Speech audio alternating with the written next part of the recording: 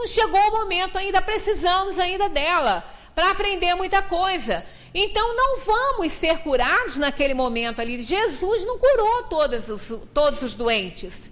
Alguns ele curou, outros não. Aquela mulher que sofria muito, né, de perda sanguínea, ela foi curada porque ele disse, chegou o momento, a sua fé te curou, porque ela foi perseverante, ela ficou 10 anos sofrendo, perdeu tudo que tinha, né, em termos materiais, se cuidando.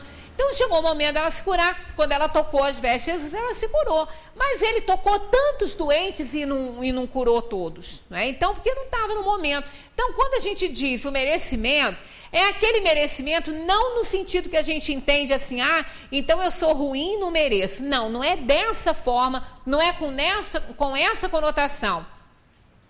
É o merecimento de já ter chegado o ponto em que podemos nos livrar daquele problema. É nesse sentido quando a gente fala no merecimento. Então, quando a gente pede isso aos espíritos, é porque eles podem fazer. Eles transformam propriedades da água. A água, ela foi analisada após a fluidificação e ela teve um pH totalmente diferente. O pH da água fluidificada mudou quando ela foi analisada por quem de direito, que trabalha com isso. Então, nós vamos ver algumas imagens que eu trouxe aqui para a gente observar do efeito da nossa vibração, dos nossos pensamentos sobre a água. Muita gente já deve conhecer, é um trabalho do professor Masaru Emoto, que trouxe essa pesquisa para nós. Mas olha só, vou deixar bem claro que esse trabalho dele não tem comprovação científica ainda. Ele publicou o livro, mas ele não editou esse trabalho numa revista científica de circulação mundial. Ele não fez isso ainda, não sei porquê, problema dele lá. Mas a pesquisa dele, por tudo que a gente aprende sobre os fluidos, a interferência da nossa vibração, dos nossos pensamentos e sentimentos sobre as pessoas, sobre a matéria, né? A água é um elemento primário na Terra, né? A água, o fogo, o ar, né? O vento e a terra são elementos primários. A vida, segundo a ciência, surgiu na água, né? Foi ali que ela apareceu, como se a Terra fosse um caldeirão, né, de água ali, proporcionando a origem da vida. E no Evangelho, na Bíblia tradicional, também está o Espírito de Deus boiava sobre as águas, está lá falando sobre isso. Então, até a água é um dos elementos mais importantes que nós temos, né? Nossa terra é constituída de 70% de água, nosso corpo também. Então, a água, ela é muito suscetível de ser influenciada pelos nossos pensamentos e pelos nossos sentimentos. Tanto que nós fluidificamos a água na casa espírita, quando eu digo nós, porque os espíritos tiram material que nós possamos oferecer, se tivermos algum, mas quem faz esse trabalho são eles, né? São eles. Então, nós vamos ver esse trabalho do professor Emoto, que é muito interessante, e a gente vai vendo as nossas responsabilidades com os nossos pensamentos na hora que a gente bebe água, toma um banho, né? Então, a gente vai ver como isso é interessante.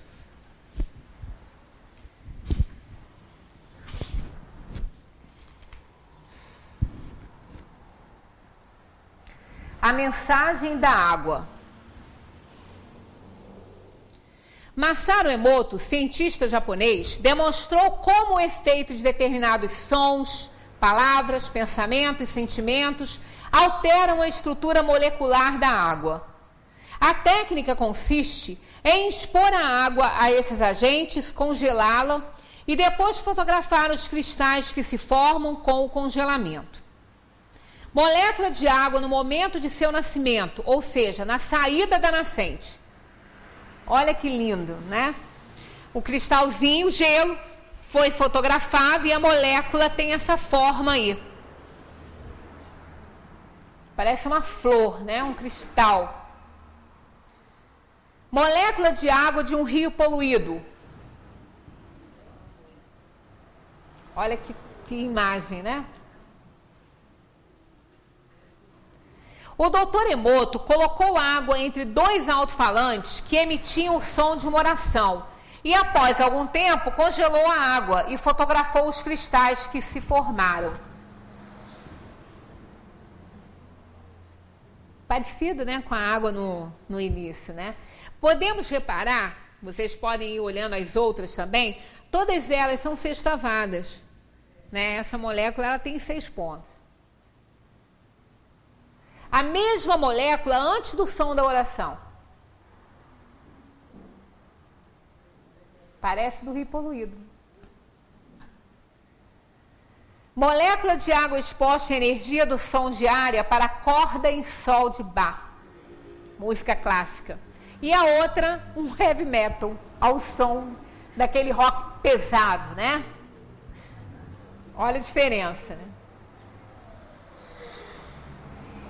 Molécula de água exposta ao som de um muito obrigado.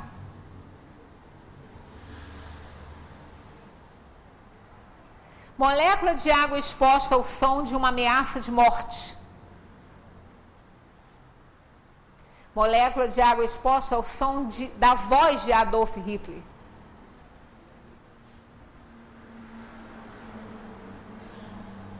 Amor e admiração. Pastorais de Beethoven. Cristais de água com essência de camomila, o chazinho de camomila que a gente toma. Olha como os cristais ficam parecidos com a flor.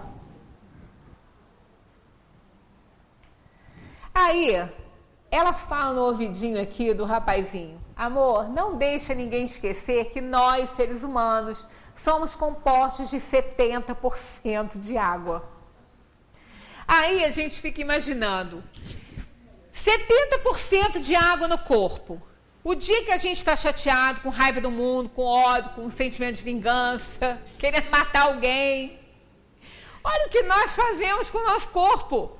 Imaginemos como fica a nossa água contida ali. Igual aquele lodo, né? Aquela água ali de pântano, uma coisa horrível. É uma água suja, uma água... Olha o que nós fazemos conosco. É quando a gente diz que os nossos sentimentos e pensamentos, com relação ao nosso semelhante, faz muito bem ou mal a nós que sentimos e às vezes a eles não. Quando a gente endereça um sentimento de raiva, de ódio para alguém, esse alguém, se ele não tiver raiva nem ódio da gente, não recebe nada ruim, não.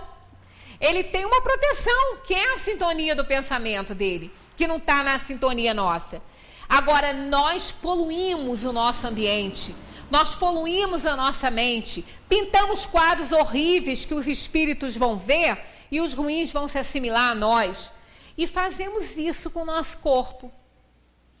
Quando isso é muito intenso, causa doença. São as doenças psicossomáticas. Aquelas doenças que quando alguém vai ao médico e ele diz que ela está com uma doença psicossomática, ela fica com raiva do médico, achando que o médico está dizendo que ela não tem nada. Não é bem assim.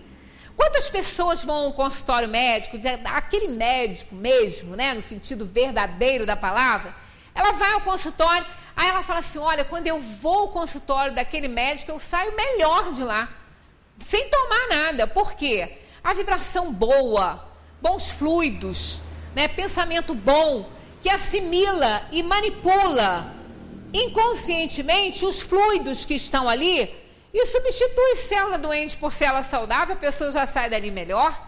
Né? Então, são as nossas vibrações que são responsáveis por isso. Quando nós nos expomos muito tempo a pensamentos ruins, de destruição, nós vamos provocar uma saturação em nós, vamos ficar doentes, vamos adoecer. Essa, muitas vezes, é a causa de doenças que o médico, às vezes, não encontra. Por que que a pessoa está assim? Porque ela está sentindo isso ou aquilo? Né? Aí começa a família a falar assim, fulano está doido, o médico não acha nada nela e ela está daquele jeito lá. Ó. Mas é uma doença que está se somatizando. Ela está passando dos fluidos do perispírito para o soma. O soma é corpo, por isso doença psicossomática, passa da alma para o corpo. Então a gente tem que ter muito cuidado, muita responsabilidade aí ao pensar para a nossa própria saúde.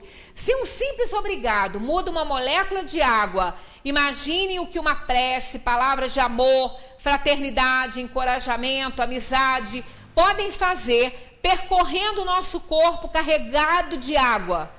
Se acontece fora do nosso corpo, ocorrerá dentro dele também, cada vez que agirmos com amor e retidão. Mas convém lembrar, passei direto. Mas convém lembrar que também acontece o oposto, não é? O inverso também ocorrerá com palavras ou sentimentos de ódio, inveja, vingança. E é com isso que a gente pode adoecer aquilo que a gente já falou. Então, se da mesma maneira que essa molécula com simples obrigado, ela é tão boa, tão saudável, tão pura, nós também fazemos o contrário e ficamos doentes. Agora, não vamos achar, não é, que nós podemos pegar uma água poluída do Rio Bengalas ali, fazer uma prece e tomar. Não é bem assim, não é? Porque uma pessoa vem falar isso para mim. Então eu posso, não preciso nem de filtro na minha casa, vou fazer prece para água. Olha, não vamos exagerar, não vamos entender dessa forma, né? Isso é que às vezes estraga, é aquela leitura ao pé da letra, né? Aquela rigidez, não é assim. Claro que não. Agora, vamos pensar. Uma pessoa que está doente, precisa da água, só tem aquela poluída. Aí sim, isso pode acontecer. Os espíritos vão manipular fluido, a pessoa que está ali pedindo pode tornar essa água pura, pode. Porque não tem outra, não tem outro jeito, aí é diferente, né? É a única que se tem.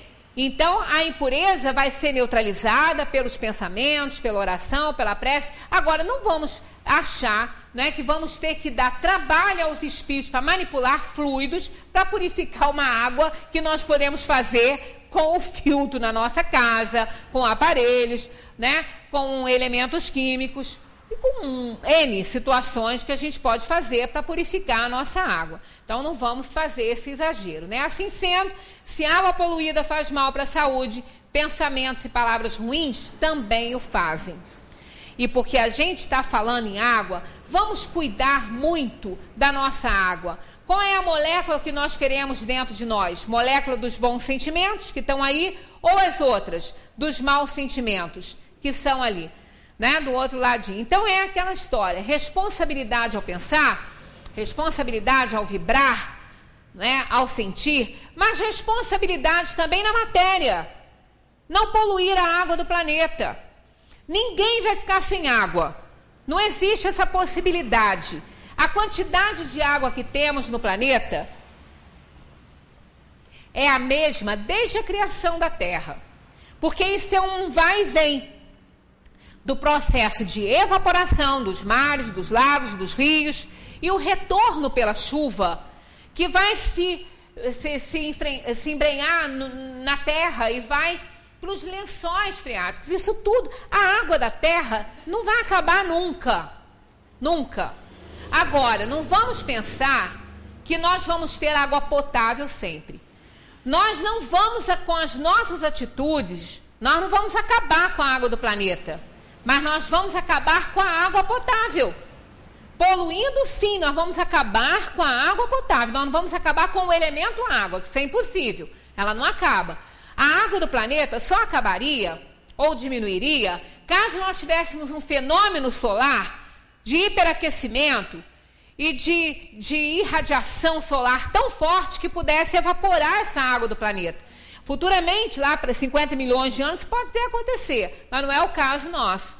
Então, nós não vamos destruir, nós não vamos acabar com a água do planeta, que isso não é possível. Agora, vamos acabar com a água potável. Eu tenho aqui números, olha só, da mesma maneira que nós temos 70% de água no nosso organismo, é igualzinho à Terra, 70% de água no planeta.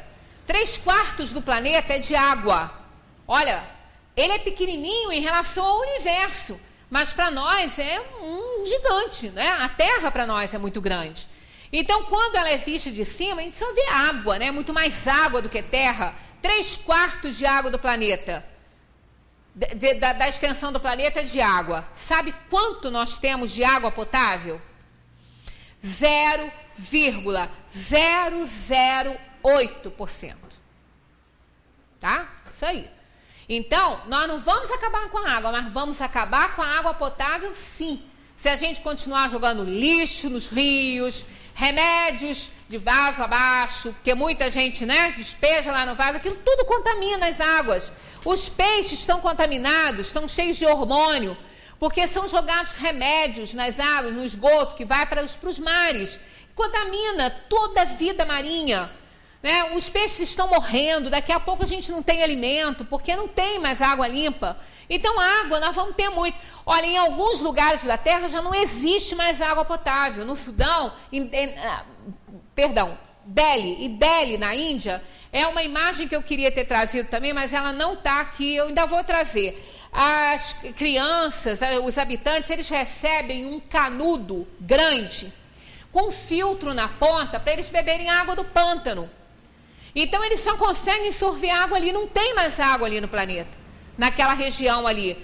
Porque isso também é feito dos problemas climáticos, né, do ecossistema, que a gente, com a nossa imprevidência, imprudência, claro que nós somos peixinhos pequenos nisso aí. Os tubarões mesmo é que são responsáveis por isso, as grandes empresas, as grandes nações. Mas cada um tem que fazer a sua parte para livrar a sua responsabilidade disso aí. É aquela gotinha de água no bico do passarinho. Um incêndio na floresta, um elefante sorvendo muita água, ele pode apagar um fogo bem grande lá. E o passarinhozinho com aquela gotinha no bico não vai fazer diferença, mas ele não desiste de ir lá pegar a gotinha e jogar. Aí o elefante, morrendo de rir, falou para ele: você acha mesmo que você vai acabar com esse incêndio da floresta, com essa aguinha que você joga aí do seu bico? Ele falou assim: se vai acabar, eu não sei, acho que não, mas eu estou fazendo a minha parte. Então, nós precisamos fazer a nossa parte, cuidar um pouquinho mais, porque nós não vamos ficar sem água potável, nós que aqui estamos, mas os nossos descendentes vão, os nossos netos, bisnetos, tetranetos, né? E não é isso, né? Não vamos ligar isso à nossa família consanguínea, é a terra, é a nossa casa, é o nosso lar. Nós vamos reencarnar nela. Se hoje a gente desperdiça, amanhã a gente está reencarnando num lugar, ó, bebendo água de canudinho, com um filtro na ponta, tirando lá do pântano. Porque ninguém passa por essas coisas por acaso. Cada um recebe a lição naquilo que errou, naquilo que não aprendeu. Então, somos responsáveis pelo nosso planeta, somos co-criadores. Por isso que Deus não fez nenhum espírito perfeito. Criou simples e ignorantes para que cada um pudesse operar o seu desenvolvimento. Né? Nós já estamos aí com o nosso horário apertado, mas eu só vou mostrar a carinha dele, porque é muito interessante. Esse menino aqui, depois, numa outra ocasião, eu mostro todo o e-mail. Esse menino, aos 6 anos de idade, ele é um canadense. Com 6 anos de idade, o nosso irmãozinho aqui recebeu uma aula da professora na escola, dizendo que tinha espaços no mundo em que não tinha mais água para beber e que as crianças estavam morrendo de sede. Ele tinha 6 anos. Ele ficou desesperado com aquilo porque ele bastava abrir a torneira e sair uma aguinha para ele beber. Então ele perguntou à professora quanto custava um poço, né? Porque ela mostrou as regiões do planeta onde não tinha. Ela falou que deveria custar em torno de $70 um poço. Aí ele pediu à mãe. A mãe falou que ele tinha que trabalhar por esse dinheiro. E ele então começou a ajudar nos serviços domésticos, fez em $70 e foi lá na empresa que a professora tinha falado. Aí lá eles falaram com ele que o poço era esse valor, mas a perfuração custava $2.000. E ele não tinha esse dinheiro. Então ele foi crescendo junto com os amigos. Ele foi agitando a redondeza, os amigos, os pais dos amigos. Conseguiu $2.000 e conseguiu fazer um poço naquela região. Esse aqui é um dos amiguinhos dele que escaparam do governo lá para serem soldados e tudo, e serem criados para isso, né? E ele foi lá, encontrou com ele. Quando ele chegou lá, todos conheciam, todos sabiam o nome dele, quem quem que tinha pago, quem que tinha agitado aquilo tudo. Ele levou toda a documentação da escola, todas as pessoas que ajudaram. E hoje esse menino está com 19 anos e ele foi lá ver a perfuração do poço. Hoje ele está com 19 anos e ele já conseguiu a perfuração de numerosos poços nessa região. Ele é adorado nessa região. Está estudando para engenharia, né? Está estudando engenharia, está ele aí. E ele faz campanha no mundo inteiro para que as pessoas não tenham mais sede. Então, vamos fazer a nossa parte. Não precisamos perfurar poços, mas pelo menos não vamos poluir o que a gente tem, para que outros que venham depois da gente possam também usufruir desse líquido de vida, porque é vital. Não se vive sem água. Fica-se sem comer durante um tempo, mas sem água, com 3, 4 dias, a gente morre. Né? Então vamos fazer a nossa parte, porque é interessante que a gente não tenha parcela de responsabilidade na destruição aí do planeta, porque depois nós vamos responder por isso. Somos espíritos reencarnantes. Não vamos esquecer disso. Muita paz para todos.